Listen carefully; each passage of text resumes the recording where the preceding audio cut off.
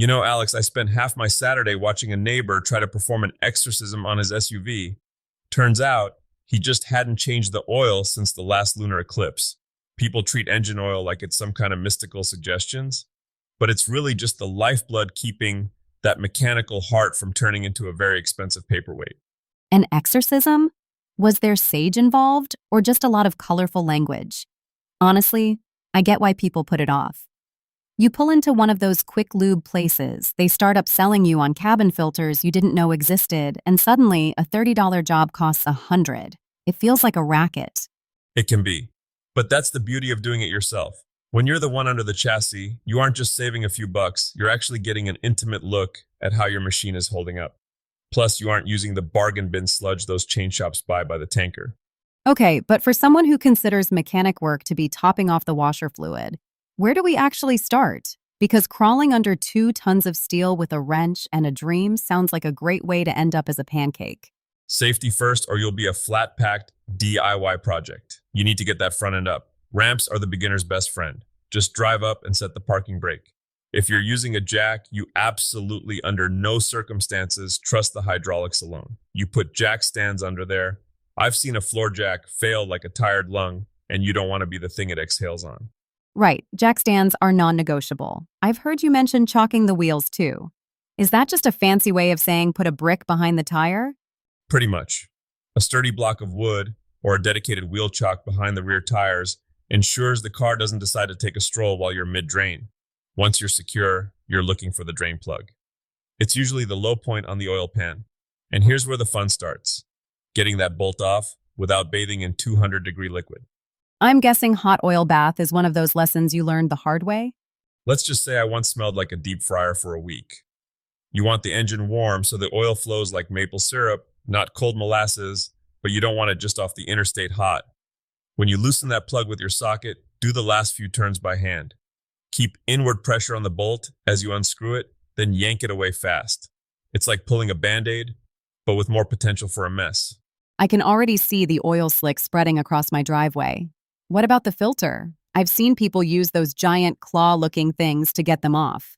The oil filter wrench. It's the tool you hope you don't need, but pray you have. Sometimes the filter is just hand tight, but other times, the last guy who worked on it must have used a pneumatic impact wrench. If it's stuck, that wrench is your savior. But before you spin the new one on, take a finger, dip it in the new oil, and run it around the rubber gasket of the new filter. It creates a seal that actually lets you get it off next time without needing a blowtorch and a priest. That's a pro tip right there. But let's talk intervals. The little sticker in the window always says 3,000 miles. Consumer Reports and some of these manuals are saying 5,000, 7,500, even 10,000. Who's lying to me, Tiger? The 3,000-mile rule is a relic of the days when oil was basically just refined dinosaur juice, and engines had tolerances you could throw a cat through. Modern synthetic oils are incredible. They don't break down nearly as fast. Check your manual, not the shop sticker. Most modern cars are perfectly happy going 7,500 miles. But if you do a lot of stop-and-go driving or live in a place where the air feels like a blow dryer, you might want to lean toward the shorter side. So while we're waiting for the oil to finish dripping into the pan, which apparently takes a few minutes, is that when we do the everything else check? Exactly. Don't just stare at the drips. Look at your CV boots. Check for leaks in the transmission. Look at your brake pads. It's like a physical for your car. And don't forget the other fluids. Power steering, brake fluid, and the radiator coolant. Oh, I saw something about a coolant flush. That sounds like another one of those upsells. Is that actually necessary? Actually, yeah, it is. Over time, coolant changes its pH level. It goes from being a protector to being an acid that eats your head gaskets from the inside out. You don't need to do it every year, usually every 100,000 miles or so, but ignoring it is a great way to turn your engine into a very heavy boat anchor. Okay, so we've drained the oil, swapped the filter, and checked the fluids. Now we just pour the new stuff in and call it a day? Almost. Don't forget the crush washer on the drain plug. It's a tiny little copper or aluminum ring. It's designed to deform and create a perfect seal. If you reuse the old one, you're basically inviting a slow drip to live on your garage floor.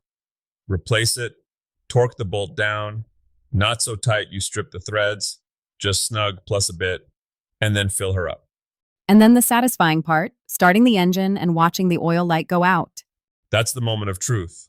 Let it run for a minute, then shut it off and check the dipstick. You want to make sure you're right between those two marks. Too little oil and you're friction welding your pistons. Too much and you're whipping it into a froth like a latte, which doesn't lubricate anything.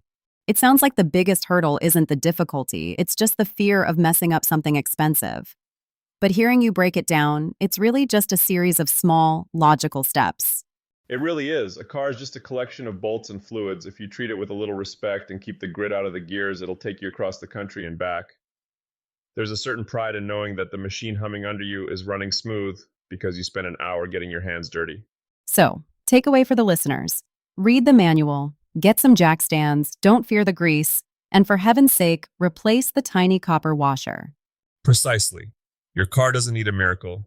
It just needs a little attention and some fresh oil. Now let's go see if my neighbor has finished his exorcism or if I need to lend him a 14mm socket. I'll grab the camera. This I have to see.